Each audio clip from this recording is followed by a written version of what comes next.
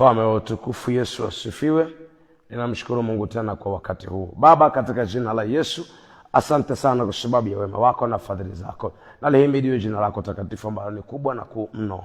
Asante kwa sababu ya majira, wakati na saa hii tena ambaye Mungu mtakatifu, Bwana wangu na baba yangu, umeruhusu kwamba tuwe katika madhabahu yako takatifu. Mfalme, asante kwa sababu ya kila jambo, kwa jina la Yesu Kristo mwana Mungu aliye hai.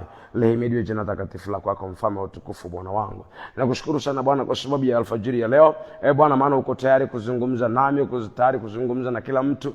Ninaomba Bwana ukaendelee kutawala na kutamalaki katikati yetu katika jina la Yesu. Roho Mtakatifu wa Bwana, ninakuhitaji wewe Bwana. Omba Mungu mtakatifu kaendelee kusema nasi. Endelee Bwana kujidhihirisha katikati yetu katika jina la Yesu. Tukazidi kukuelewa, lakini Bwana tukazidi kukufahamu na kuendelea kutaka zaidi kuhusu wewe. Katika jina la Yesu Kristo mwana Mungu aliye hai. Baba, tunakushukuru kwa kuwa uko pamoja nasi kwa utukufu wako, mfalme wa utukufu. Katika jina la Yesu Kristo mwana Mungu aliye hai. Amen. Bwana Yesu mtakatifu sana, aketie patakatifu na asifiwe. Namshukuru Mungu sana kwa sababu ya wakati huu tena.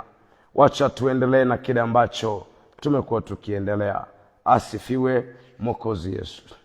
Jana nilisema kabla shetani haja attack maisha yako kwa namna yoyote, anaushughulikia kwanza ufahamu wako.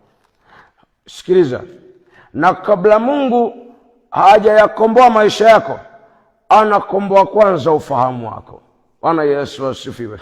Narudia tena, kabla Mungu hayakomboe maisha yako, anakomboa kwanza ufahamu wako, kwa sababu mara nyingi sana kifungo kinaanzia, yani kifungo cha giza, nguvu ya giza, ile nguvu ya giza na kifungo cha giza kinaanzia kwenye ufahamu.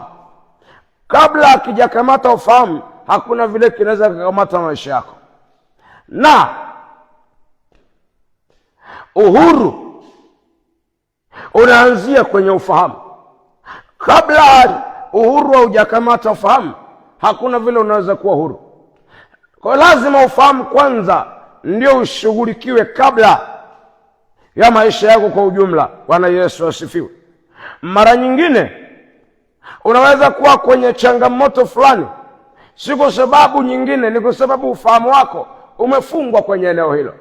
Na kwa sababu kwenye eneo hilo ufahamu wako umefungwa, kwa sababu ufahamu wako umefungwa, unashindwa namna ya kutoka kwenye hilo eneo. Inawezekana ilikuwa rahisi tu kutoka, lakini haiwezekani kwa sababu ufahamu wako uko ndani ya kifungo. Haiwezekani. Yesu na atusaidie sana. Mtu yote yule ambaye anataka kuyachezea maisha ya mtu kwenye ulimwengu wa roho, anashughulikia ufahamu. Anaushughulikia kwanza ufahamu.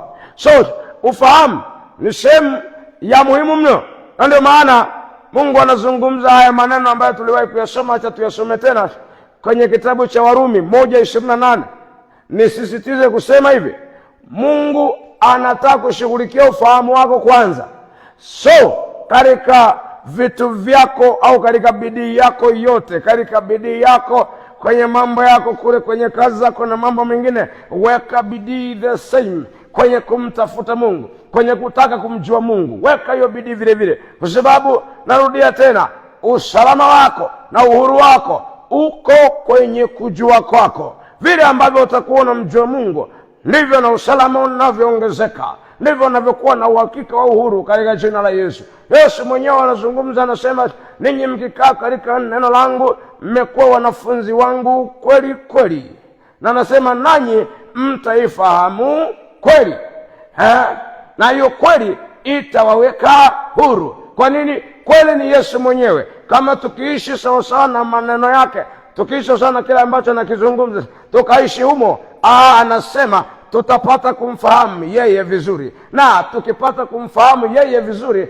anasema yeye ndiye atakayetuweka huru. Si kama tunakwenda sawasawa. So kiwango chako cha kumjua Mungu ni kiwango cha uhuru wako. Asifiwe Mwokozi Yesu. Hakuna vile unaweza kuwa huru nje ya kiwango ambacho unamjua Mungu. Bwana Yesu na asifiwe. Anasema, na kama walivyokataa kuwa na Mungu katika fahamu zao, Mungu aliwaacha. Jamani, Bwana Yesu asifiwe. Fanya hivi na uelewe, Mungu anataka sana, na anataka hata leo kuwa na wewe au kuwa katika fahamu zako. Anataka sana kuwa kwenye fahamu zako kwa nguvu zote.